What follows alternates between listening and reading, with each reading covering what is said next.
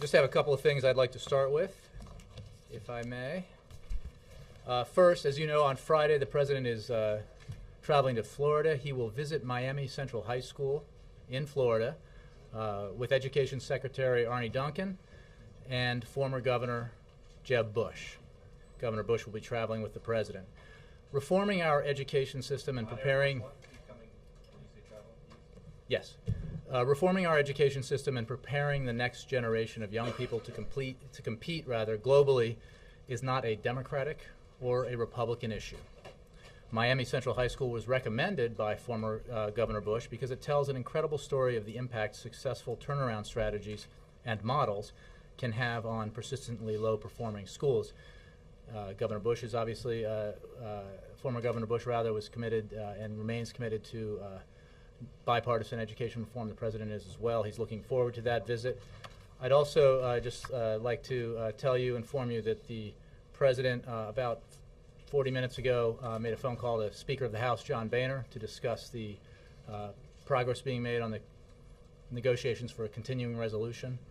It was about a 10 to 12 minute phone call, a good phone call, and you will ask, but I will not divulge any more details about that phone call, but I just wanted you to know that that had taken place. Let's start with questions. Ben. Thanks, Jay. Two topics quickly. On the spending standoff you just mentioned there, the House is moving ahead with this 2-week stopgap bill. Is the White House engaged at all in trying to prevent this from becoming a 2-week after 2-week cycle where the government stays afloat but there's really no long-term continuity? What's the White House doing, if anything, about that? Well, the White House is obviously engaged at various levels, including at the presidential level, as I just noted. We believe some progress has been made. We believe that there is a focus in Congress now on cuts that we all can agree on. The President, as you know, is committed to reducing spending, as he made clear with his 2012 budget proposal. And as he has made clear, and as in these negotiations on the continuing resolution, that he is committed to spending cuts. We can agree on those. We also believe that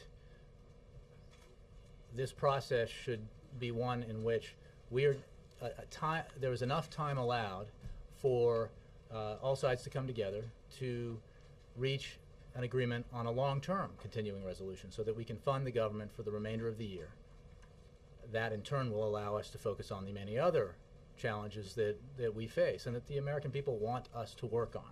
So without getting into what is acceptable or unacceptable, our goal here is that we get a continuing resolution that is clean, that deals with the spending cuts we can agree on. We do believe that if $4 billion in cuts over 2 weeks is acceptable, that the $8 billion over 4 or 5 weeks is something that we could agree on. Again, if it was a clean continuing resolution,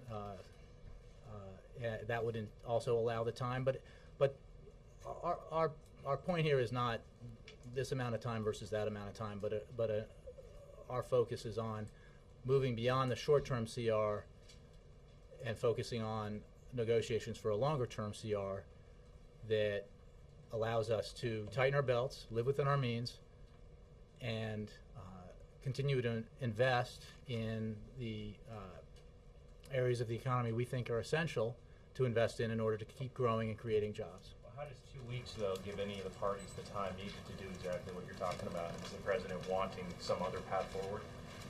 Well, I think I just mentioned that another option would be a longer CR with substantially more spending cuts included, as essentially spending cuts that would go into an escrow against the long-term, the total number of cuts in a longer-term deal. But the point is, whether it's 2 weeks, 2 weeks and 2 days, 3 weeks, 4 weeks, the point is that what we do not believe would be helpful. In fact, we believe it would be harmful to the economy, and therefore not something the American people would support, is that if we created a toll booth where we are negotiating again and again on continuing resolutions to fund the government for 2 weeks or another short-term period. I mean, there may be a process where we do that. once or twice, but the focus needs to be on the longer-term deal so that we can come to an agreement, find common ground, and then put that in place so that we can focus on the longer-term issues that we all realize the nation faces and the American people want us to grapple with.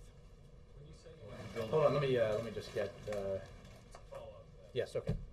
When you say you want the bill to be clean, what do you mean by that? We wanted to focus on the spending and spending cuts that we can all agree on, and not to include extraneous policy issues that are not priorities right now in terms of focusing on this on the continuing resolution and continuing to fund the government in the way that the American people want. Yes.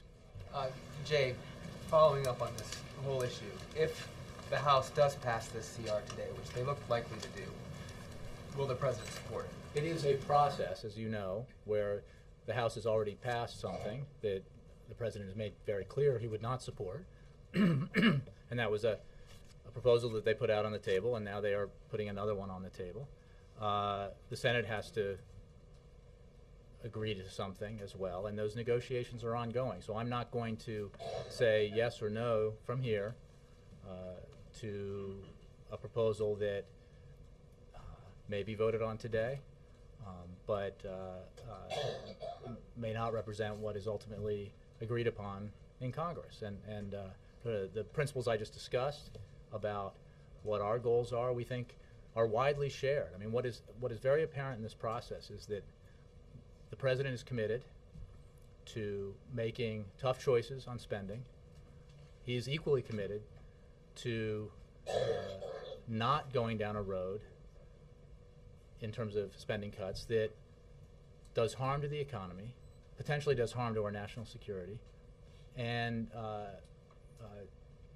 doesn't address the kind of investments that we need to make to keep our economy growing and innovating and educating so that we can win the future in the 21st century. Those are his priorities, and he believes that there is plenty of common ground, that there are reasonable proposals out there, some of which I just discussed, that Democrats and Republicans working together, House members, Senate members, can come together on and agree on behalf of the American people, and I think we all know that that's what they want. They don't want debate about extraneous issues. They want agreement on common ground, and I think we can get there. Switching gears, just one follow-up question. What message is the U.S. trying to send to Gaddafi by moving warships closer to Libya?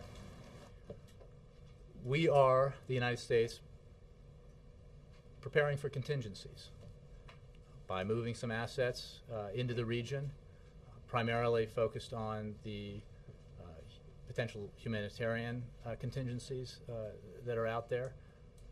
But as I have said and others have said, our U.S. ambassador to the United Nations said yesterday, we obviously aren't taking any options off the table, but this is contingency planning, essentially. Yes, Jay. Just following up on Libya, Gaddafi, there's no indication that, unlike the previous version of this film that we saw in Egypt, there's no indication that he's moving towards bowing out. If anything, he was walking around Tripoli. There are support. He does have some supporters in Tripoli. Moving warships to the Red Sea and the Mediterranean or humanitarian ships is not going to be enough. What else can the U.S. do? What else does the White House intend to do? Jake, I think we have done already quite a lot, unilaterally and working with our international partners through the United Nations and the EU and other places. The unilateral sanctions that we imposed on Friday have already led the Treasury Department to block access to $30 billion of assets held by the Libyan regime, by members of the regime. That's a pretty strong message about the consequences of this continued behavior. The United Nations has with incredible speed, made clear that it will refer to the International Criminal Court the abuses of human rights that are being proven to have happened in Libya and continue to happen, and that demonstrates the international community's commitment to hold accountable those who would perpetrate the kind of violations that we've been seeing and hearing about. That produces, we believe, pressure on the regime. And as I said yesterday, that those who are around Colonel Gaddafi, who are wondering which way they should go and whether or not they should continue to support this leader who no longer has credibility at home or anywhere in the world, they ought to think twice about it, because the consequences of continuing to support Colonel Gaddafi are quite severe. They will be held accountable. Last week we saw a rash of Libyan ambassadors and some ministers and others separating themselves, removing themselves from the Libyan regime. We have not seen that in recent days, even as the U.S. has upped the pressure.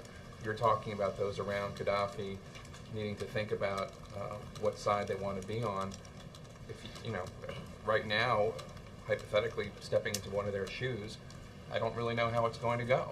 It doesn't really seem like the momentum for him to actually have to be forced from office is there right now. Well, Jake, I would Based on activities last week compared to this week. I would say, first of all, I understand as that, and that's a fair question. I understand that as we all watch the events in the Middle East and Libya and other countries, that the drama we are witnessing creates in us a sense of urgency. But when you say you don't see a sense of momentum, my goodness, would anyone would have predicted 2 weeks ago or 3 weeks ago that Colonel Gaddafi would be in this position that he is in now, where great swaths of the country are no longer in the control of his regime, where the entire international community, including Arab nations, have arrayed against him and called him illegitimate and not credible as a leader. So I would say that, just talking about those in the regime leaving the regime. Again, you're talking about a matter of days since, or if that, hours maybe, since high-level officials around him have separated themselves from him. So I'm not sure I can accept the premise that there is a lack of momentum. When's the last one who left the regime? Who's the last one that did? Jake, what I'm saying is that the rapidity of events in the last 10 days is rather remarkable. So the idea that things are moving slowly, I just don't think is credible. Yes, Dan. Is the administration surprised at all that Gaddafi doesn't appear to be getting the message? I mean, despite the sanctions, and I know it's only been last Friday, but still, as Jake was pointing out, no sign that he's backing down. So is there surprise that these sanctions or whatever, these other options that you have on the table so far are not making him budge? I won't bore you by repeating exactly what I said to Jake, but the point, I could mix it up, use some new verbs, but the point is the same, that events have moved with remarkable speed, and we have reacted, both the United States, President Obama, the international community, with remarkable speed. And not everything we do comes in the form of a speech or an announcement. One of the reasons why we had so much success, we and our partners, in moving the international process forward so quickly is because of the intense diplomacy, the quiet diplomacy that entailed. And you can be sure, as I said yesterday, that the President and all senior members of the National Security Team are focused on this intensely and continue to be. So I just think you cannot reasonably measure momentum in this situation and in terms of hours and days when the speed, the momentum has been almost blinding in terms of what we've seen in the region and in Libya specifically. On the phone conversation with Mr. Boehner, did the President, I know you don't want to talk about specifics, but was there a commitment at all from Mr. Boehner about a long-term solution, making sure that there is a long-term solution quickly so that you're not going 2 weeks by 2 weeks? Without addressing the specifics or the content of that conversation, I will go back to what I said before, which is our general concern, without going to whether 2 weeks is acceptable or 16 days or 21 days, is that there is a focus by all parties on the need to resolve this in a way that where we get the spending cuts that we all can agree on, that funds the government with those spending cuts for the end of the year, fiscal year, and then allows us to move on and address the other important issues facing us. So there was no commitment? You won't say if there was a commitment or I'm not? not going to go into the content of the conversation beyond what I've already said. Did you say who Yes. Open. The president called Speaker Boehner. Okay, you got directly to him. This wasn't one of those. With it was quite quick. Yes. Okay, glad to hear it. Question, Boehner himself said today in a little not press conference, but a Q&A a little while ago, he was asked, did the president come late to the game on this 1 month extension? And Boehner said, if there had been a conversation about this 10 days ago or 2 days ago, we might have had something to talk about. But the fact is that we were forced to move on our own. He's suggesting that if the president hadn't been slow to the game on this, that maybe they would have been able to do a 1 month extension. Comment? I would simply say that, again, the president and the speaker had a productive and useful conversation today. He said if they had had it 2 days ago, things might be different. I see no reason, and I don't believe we see any reason why we cannot engage, as we have been, by the way, at the staff level prior to this, but as have Democrats on the Hill, Democrats and Republicans together, in this process going forward. The American people expect us to come together. The president has made very clear in his that he is also committed to cutting spending. There's no debate here about the need to cut spending. The question is, where do you cut in a way that doesn't harm the economy, doesn't throw it in reverse, doesn't reduce job growth, job creation, and that protects the investments that are so key to longer-term economic growth in this country. And the president thinks there's common ground there. We have made clear that we could accept, even over a relatively short period of time, $8 billion in cuts that we can agree on. I think that's a substantial number, and demonstrates his commitment to the need to tighten our belts, as long as we protect essential functions of government, national security, and don't do anything that would hurt our ability to grow and create jobs. Was this a pleasant call, or was it, as they say, frank and direct? It was a good call. I'm not going to use the diplomatic ease. It was a good call, and from what I understand, very productive. Could you update us on what the president's latest thinking is on whether he's going to give a speech on the Middle East overall? And secondly, have you heard him talk recently about what he believes is the common element in all of these different uprisings all through Northern Africa and the Middle East? What makes them all similar? What do they all have in common? Well, I don't even. I have heard him discuss this recently, and I would simply say that I've spoken to this quite a bit from this podium, because the elements of his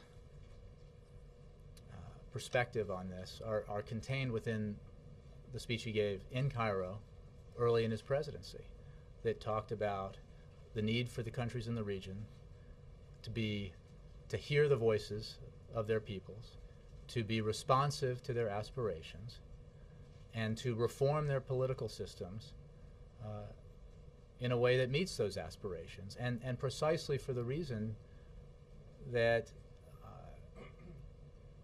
more democracy, more pluralism, more participation by the peoples in these countries, in that region, it is a way to prevent the kind of instability and unrest that inevitably comes when entire populations feel that they're not being heard or respected, and that their aspirations aren't being met and their grievances not being legitimately considered. So his principles in dealing with all of these situations in these countries, again, go back to nonviolent response to peaceful demonstrations, to respect for the universal rights of the peoples in the region, who the right to free speech, the right to free assembly, the right to access to information, and then the need to engage in a political process, a reform process that brings in the people of the region in these countries to participate in their government and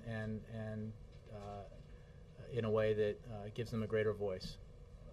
All that is where we stand. You know, there are many ways that the president can, has, and will address what's been happening in the Middle East. He has spoken now, I believe, 4 times on this issue, and will speak again on this issue.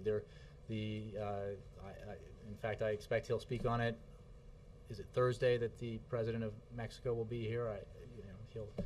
You may hear from him on that day about this. As for other plans, you know, we're always looking at different options. Yes, Mike. A Hill report from the Republicans says the expansion of Medicaid will cost the states $118 billion through 2023.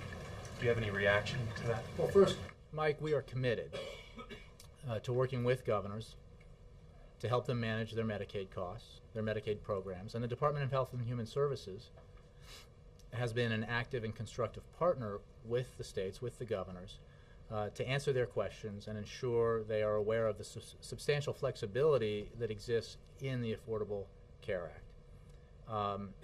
It's important to remember that the Affordable Care Act will cover the overwhelming majority of the costs associated with the Medicaid expansion, and will in fact reduce the amount states spend to care for the uninsured. A lot of independent experts have actually estimated that the states will have a net savings in their Medicare program because of the Affordable Care Act. But again, we are working with the states.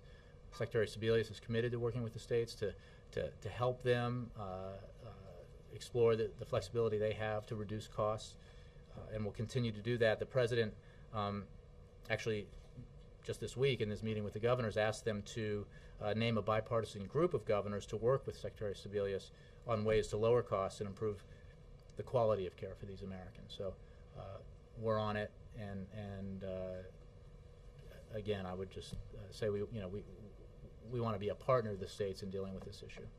Does the White House believe Guantanamo Bay will still be open next year, Jay? As you know, Mike, the president's committed to closing Guantanamo Bay. I don't have a timetable for you on that process.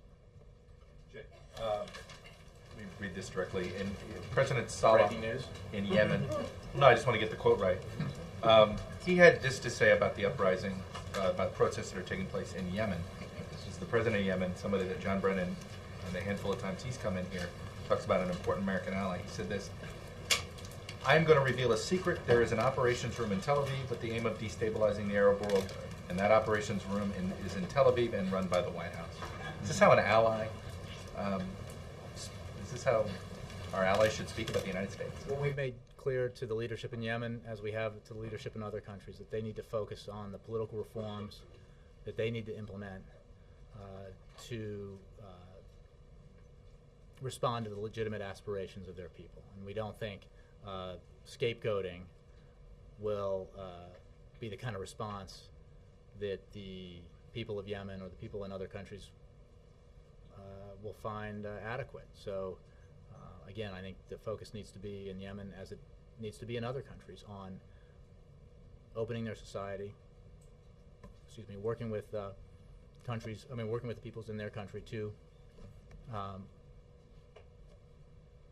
bring them into a political process that's democratic and inclusive. Given that Al-Qaeda AP is such a threat to the United States, comments like this, is this bring to the forefront of possible national security problems? Well, what he believes about the American government? I'll make 2 points. Again, we think that he needs to focus on what he needs to do in terms of political reform in his country. And in terms of al-Qaeda, I think one thing that has been abundantly clear in these last several weeks and months is that the unrest we've seen in the region is not inspired by al-Qaeda, but is in fact demonstrative of a movement within this region of the world that is wholly counter to everything that al-Qaeda believes in, and to the methods that they believe change, the methods by which they believe change should come about. Peaceful, nonviolent, pluralistic, non-sectarian demonstrations that's not in the al-Qaeda manual, and it is a powerful response, we believe, or a powerful message, we believe, to those who think that change needs to come about through horrific violence and attacks on innocent people. Quick follow-up on the Boehner phone call. When was the last time the president spoke to Senator Reid? I'll have to get that for you. I know he was here not that long ago when he visited with the president, but I can find out. Jay, is a question about international cooperation and coordination. European Union leaders are holding a special summit on Libya and North Africa in Brussels on March 11th. Will the president be sending a delegation to that? I'll have to get an answer to you on that. I mean, we are working very closely, as you know, at every level with our international partners. We believe very strongly that the response has been effective in Libya precisely because it has been so united, and that we're speaking with one voice. So, is that something the president might consider? Again, I'll have to take that question. Yeah. I understand that during the phone call with Prime Minister of Canada, the President and the Prime Minister, they agreed on the need to deter additional acts of violence by the Gaddafi regime. Do we have to understand that the military is authorized to interfere just in case? Again, we have said very clearly that we are pursuing the options that we've already taken, the actions that we've taken on sanctions and other areas. Other options remain on the table, and that's all I'll say about that. Yeah. On funding, Jay, the president's pushing ahead with his plan to travel on Friday. Does that mean that he's confident the fix is in and this is going to be settled? There's not going to be a government shutdown? I'm not sure I described that the fix is in. I think that the president remains confident that we can find common ground to avoid a shutdown that nobody wants, that the leaders of both parties in Congress have said they do not want, that the president does not want, because the American people don't want it, and because of the impact on the economy that it would have, the negative impact. So we are still in discussions. Senate and the House are in discussions on how we reach an agreement on the continuing resolution, but we remain confident that we can get there. So would it be 2 weeks this week, and then the president and the Congress are both leaving town on the 18th? When are you going to get around to the longer term CR? Well, and again, I don't want to say that we're doing this for however many weeks and then another thing for another week, number of weeks.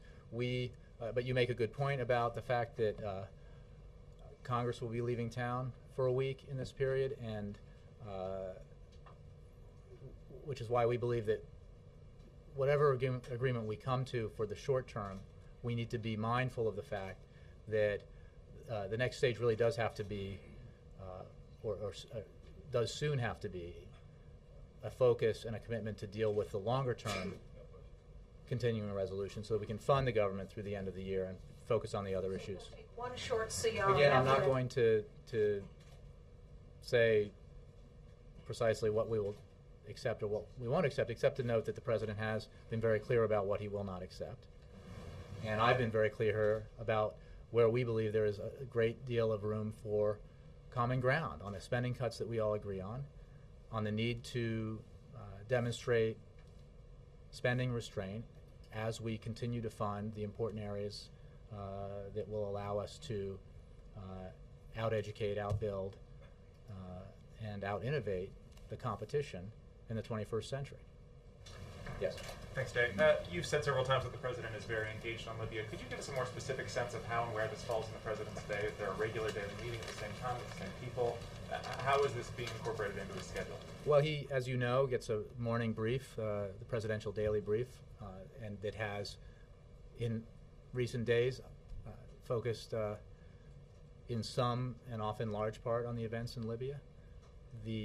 But he is also getting additional updates. I think I mentioned from this podium a while ago, last week, perhaps even the week before, that as this unrest in the region began, the president asked for more regular updates. And they're approximately the morning update, midday, and end of the day updates.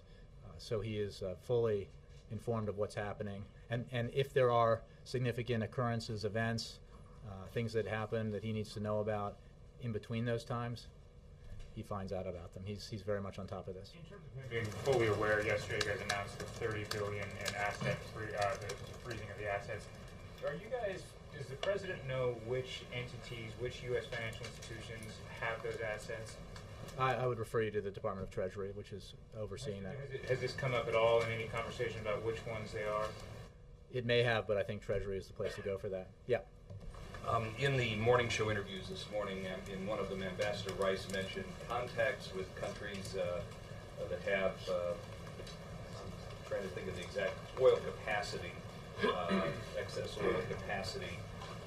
What can you tell us about that in terms of trying to relieve the price pressure, assure the supplies, so forth? Well, I'll just say, first of all, that we are very conscious of the fact that a rise in gas prices has a direct effect on Americans and their wallets, and we're very conscious of that, and we're monitoring that very closely. We also believe that the global system has the capacity to deal with a major disruption, and we have, I think I said in a previous briefing, been in discussions with the IEA and others about how you deal with disruptions. We do believe that we can, we're just monitoring the situation very, very carefully. Beyond the umbrella talks with an umbrella organization like the IEA, are there specific contacts with Saudi Arabia, with some of the other big oil suppliers in the region? I don't have anything for you on that, I'm afraid. Let's see, yes.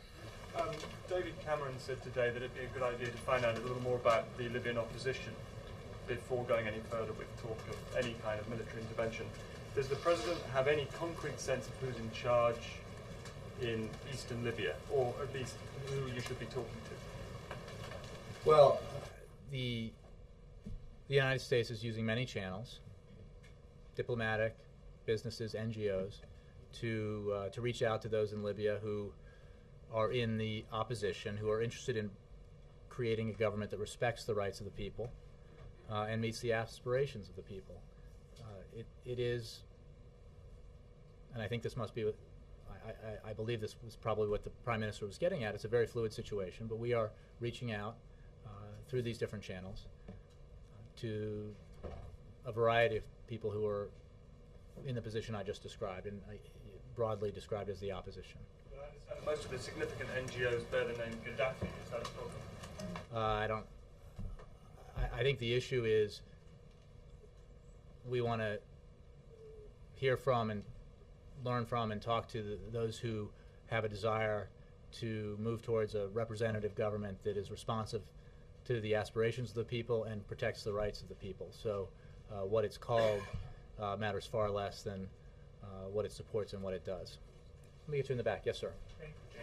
Two questions on Libya. First is, during this morning's hearing, Secretary Clinton said Libya could descend into civil war. What's your viewpoint on that? And also, China evacuates its 30,000 citizens within just a few days with Air Force and Navy. How do you see that? I will just say on Secretary Clinton's comments, I'll just refer you to her comments. She's the Secretary of State. And I missed the other part of the question. China evacuated citizens from Libya, almost all the citizens there, within just a few days with Navy and Air Force. How do you see that? Well, I think China, like a lot of countries, has moved to evacuate its citizens. The United States did, as you know, evacuate those citizens who wish to leave, as well as its embassy personnel. Yes, all the way in the back, yeah. Thank you, Jay. In the last several days in China, there's been some violence against journalists and also detention of them. So the response from the administration doesn't seem to be to the same magnitude as it is of the same treatment in North Africa and the Middle East. Why is that? Is it because it's off the radar? Is there another reason? Well, what I'll do in giving you a response now is use the same language we've used in response to violence against journalists in those parts of the world that you mentioned. We are aware of reports of foreign journalists being detained or physically harassed in Beijing, and we find these reports disturbing. We call on the Chinese government to respect the rights of foreign journalists to report in China and urge public security authorities to protect the safety and well-being of anyone who is subject to illegal harassment or intimidation. I believe Ambassador Huntsman at our embassy in Beijing put out a statement, and I refer you to that for more information. But we obviously do not think this is acceptable for journalists not to be able to do their work and to be harassed or detained. Sorry, yes? Jay, I've heard you mention representative government and also moving towards democracy. Is it your position that people in all these countries in the region deserve the right to elect their leaders through elections? We support democracy. We believe that the peoples of these countries should be able to decide the kind of government they want and pick the leaders and elect the leaders that they choose. Every country is different, and the process for getting there is different. We are not here to dictate outcomes. It is very important, we believe, that it be recognized that the movements we've seen in the Middle East have not been driven by the United States or outside governments or forces. They've been internal, and the credibility they have has come because of that, the organic nature of the unrest and the uprisings. Again, how you get there is different probably in many countries, but the overarching belief that we have is that pluralistic, democratic societies that have inclusive governments that respect the rights of their people, that respond to the legitimate grievances of their people, have the potential to be both more prosperous and more stable, and that in both cases would be a welcome development. Sam. Jay, was the president aware of Speaker Boehner's criticisms this morning before he placed the phone call with the speaker? The president is paying very close attention to the debate, and he is, without going into what specific comments he might have been aware of, he's very well briefed and read into what's happening regarding the budget debates and the negotiations toward a resolution. Let me put it this way: did the president call Speaker Boehner in response to the speaker saying that the president wasn't engaged? No, I was in the Oval Office, and I can tell you that he's called Speaker Boehner because he felt it was a good time to call him to discuss progress on discussions around a continuing resolution. Did he mention He did not. Yes, David. Thanks, Jay. And talking about who the administration is talking to find people to deal with in Libya, does that include any U.S. oil companies or transnational oil companies? Are you reaching out to them? Well, again, David, I would just point you to the fact that there are different channels through which we can reach people in the opposition or people who represent groups or who support the idea of a more democratic government, a government that would be responsive to the rights, respect the rights of the Libyan people and be responsive to their aspirations. Those channels include diplomatic, businesses, NGOs. So I'm not going to enumerate specifically the channels and who we're going through or which potential businesses are included in that group, but they do include businesses. Let me follow up. Is the president satisfied, has he been satisfied with the state of knowledge that the U.S. government had about internal circumstances within Libya in terms of who to try to talk to? I'll just speak broadly that the president feels that his diplomatic corps, as well as his intelligence community, does an excellent job. And in informing him on the situations in these countries in the region that have experienced unrest. Cheryl. Yes, we did. Yes, Cheryl. Senator Lugar is cautioning that the State Department needs to be mindful of its funding requests. The President has asked for an increase for the State Department of 8.4%. Senator Lugar says that given the economic situation we face, all foreign aid is going to have to meet a really tough test. Does the President think that in light of events in the Middle East and North Africa that we need to increase our foreign aid budget, and how does he reconcile that with the spending cut mood on Capitol Hill? And then just separately, if you could just shed a little more light on how it came to be that Jeb Bush is riding on Air Force One on Friday. We appreciate that too. Well, on the Governor Bush portion of your question, I'll say that he recommended this school. He has a record of being engaged in and committed to education reform. Obviously, this is a high priority for the President, and he believes very strongly that education reform is neither a Democratic nor a Republican issue. And I think his pursuit of reform has demonstrated that. His reforms already have generated a great deal of bipartisan support, and I think that's reflective of the fact that Americans believe it ought to be a priority. Did he reach out to Governor Bush or the other way around? I don't have a sequence of events. I do know that the governor specifically recommended this school as a good one to showcase in terms of its turnaround efforts. But in terms of who called whom, I don't know. You meant Andrews? Let me. You know what? I don't have any more details on that. Maybe if you check back with me later. But Cheryl, what was your first question? So on foreign aid, you know, the administration is asking for an increase in the State Department budget. Senator Lugar is saying, hey, we've got to cut spending. How important is that increase to the President? What does he think in light of events? Well, I think the budget that the President proposed for 2012 reflects his priorities. It also reflects the fact that he was willing to make very tough choices because he realizes that we all have to live within our means, and the federal government needs to live within its means. It includes, as you know, a $400 billion cut over 10 years that's the result of a 5-year freeze in non-defense discretionary spending that will bring that portion of our budget to its lowest level of spending as a portion of the overall GDP of any president since Dwight Eisenhower was in office. And again, I would say it reflects his priorities. I'm not going to negotiate line items in the budget, but I will say that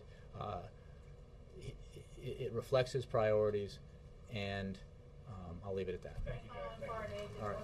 That's it. Thanks, guys.